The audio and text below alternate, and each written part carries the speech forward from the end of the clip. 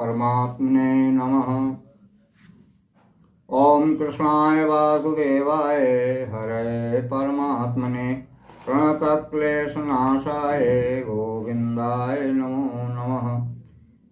प्रिय मित्रों, मैं उपेंद्र नारायण मिश्र यूट्यूब चैनल के माध्यम से आप सभी लोगों का हार्दिक स्वागत करता हूँ, अभिनंदन करता हूँ। प्रिय मित्रों, जैसे पिछले पार्ट 2 में भूमि के विषय में मैंने बताया, अब इस पार्ट 3 में मैं आप लोगों को ये बताना चाहता हूँ कि जब आप उस जमीन का मकान का निर्माण करें तो किस योग में करें जिससे कि आपको किसी प्रकार का कोई कष्ट ना प्राप्त हो। शुभ योग में, शुभ नक्षत्र में, शुभ लग्न में गृहारंभ करने से मकान बनने में किसी प्रकार का कोई व्यवधान नहीं होता है। यदि इन बातों को ध्यान में नहीं रखा गया तो अनेक प्रकार की रुकावटें भी पैदा हो जाती हैं। मकान बनने में विलंब का कारण प्राप्त होता है।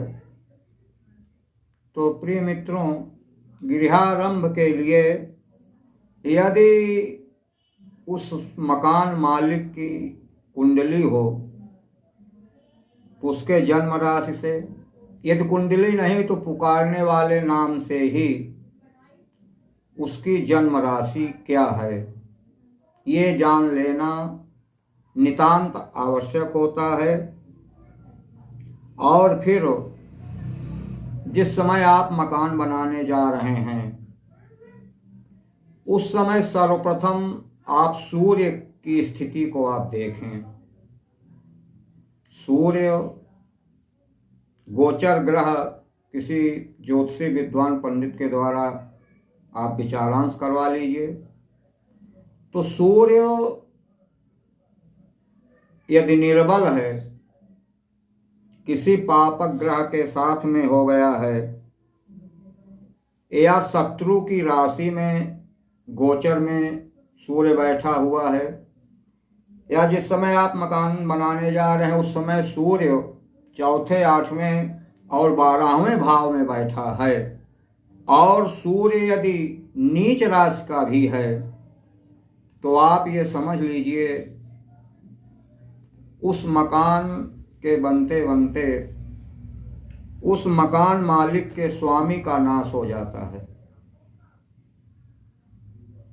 यदि सूर्य प्रबल नहीं है, सूर्य इस प्रकार की स्थितियों में यदि है तो मकान बनते बनते या प्रारंभ में या बीच में मकान मालिक का मृत्युकारक कष्ट हो सकता है, मृत्यु भी हो सकती है।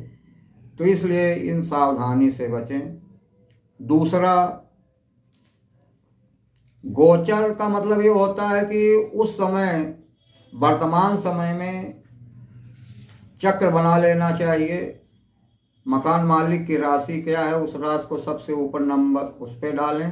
उसके बाद जिस दिन का आपको मुहूर्त निकालना है उस समय गोचर में कौन ग्रह कहाँ किस स्थान पर बैठे हैं उस पे विचार करना चाहिए, उसी को गोचर कहते हैं। दूसरा सावधानी आपको ये आवश्यक है, चंद्रमा का विचार करना चाहिए। यदि चंद्रमा अस्त है, पापी ग्रह है, पापक ग्रह के साथ में है, नीच का है, अथवा किसी बलवान ग्रह के साथ अस्त हो गया है, तो ऐसी स्थिति में यदि आप मकान बना रहे हैं तो उस मकान के पत्नी का विनाश हो जाता है।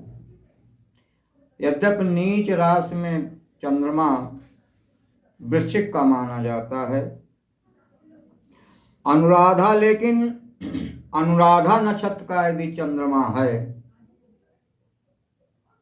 तो वह दोष मुक्त होता है। नीच राशि का होते हुए पर भी तो अनुराधा नक्षत्र का चंद्रमा यदि है तो वह उस दोष से मुक्त होता है। तो इसलिए चंद्रमा का बलवान होना आवश्यक है। तीसरा सावधानी, बृहस्पति गुरु का विचार करना चाहिए। गुरु भी अस्त ना हो, किसी पापक ग्रह के साथ में ना हो, चौथे, आठवें, 12वें भाव में ना हो और पापाक्रांत भी ना हो।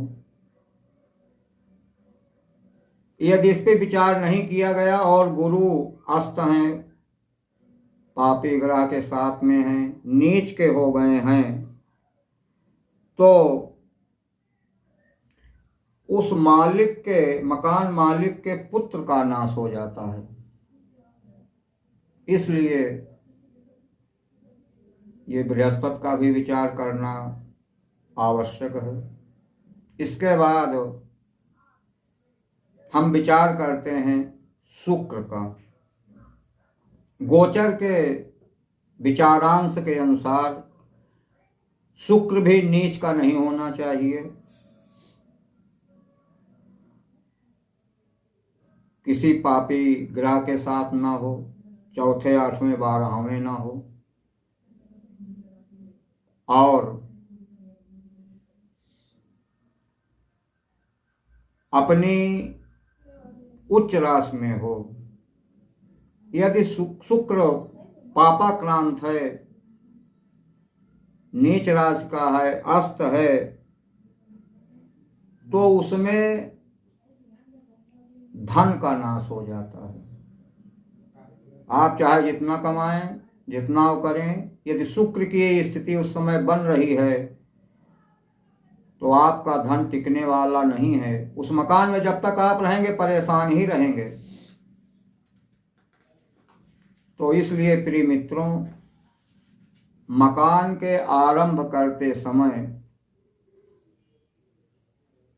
इन 4 ग्रहों का विशेष विचार कर लेना चाहिए। पहला नंबर सूर्य, दूसरा चंद्र, तीसरा गुरु और चौथा शुक्र। यदि ये 4 ग्रह मजबूत हैं तो बाकी और ग्रह किसी भी स्थिति में हो उतना प्रभाव नहीं डाल पाएंगे। लेकिन गोचर में जिस समय आप मकान का निर्माण करवा रहे हैं, यदि 4 ग्रहों की अगर ये स्थितियां हैं तो उस मकान में आप सुखपूर्वक नहीं रह पाएंगे, कोई न कोई घटना घटित होती रहेगी। तो प्रिय मित्रों, इन सावधानी से विचारांश करके मकान का निर्माण आप प्रारंभ करें।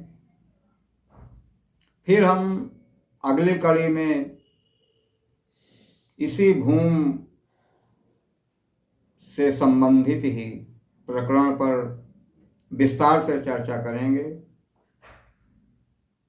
प्रिय मित्रों, यदि ये बातें आपको अच्छी लग रही हों तो मेरे इस चैनल को जरूर सब्सक्राइब करें और लाइक करें। फिर अगली कड़ी में मुलाकात होगी। धन्यवाद।